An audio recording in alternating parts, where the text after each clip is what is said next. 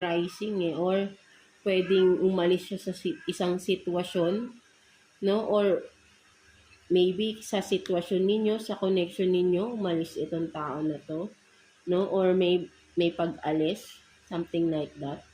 And then, seeking, no? So, maybe this person is, kaya siya siguro nag-iisip ng umalis, no? Dahil may hinahanap siya, no? Something like that, no? And then, adoration. No? So, I think this person, no, nas nakikita ko, no? I think Aries, no? Ito yung person na naghahanap ng seeking attention, pwede rin, or seeking affection, no? Maybe hindi niya nakikita yung pagmamahal, yung adoration, hindi niya nakikita dun sa relation, kung karelasyon mo ito ng mga Aries. That's why parang napag-iisip ng tao na to, no, with the rising, na gusto niya nang kumawala sa sitwasyon, no? Something like that. Parang hindi na siya nagiging masaya, no? Wala na siyang nafe-feel dito sa connection ninyo, no? Mga Aries natin, no? So, ayun yung nakikita ko rito, no? So, let's see. Kuha pa tayo ng additional cards for you, Aries. Kuha tayo ng 3 cards here for you, no? For Aries, let's see. Current situation ninyo ng person na yan, no? Tingnan natin. For Aries.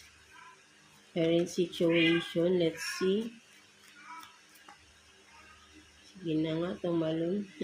Paragi rin lumalabas yun, no? May mga gustong sabihin, pero hindi na masabi-sabi, no? 3 cards for Aries. Tingnan natin.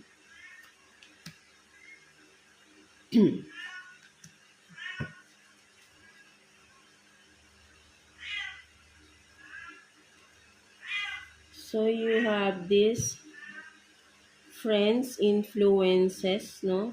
So, maybe mabarkada ba tong person na to?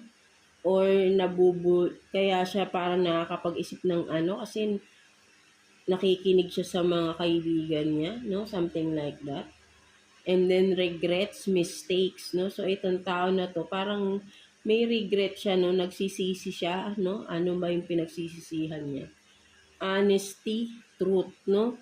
So, I think, no, itong tao na to, nakikita ko mga Aries, no? Again, vice versa, no? May nalaman siyang katotohanan, no, regarding, no? At, kumbaga, parang nagsisisi siya, no? Pinagsisisihan niya, no? Kasi parang may honest. Itong tao na to, nakikita ko is honest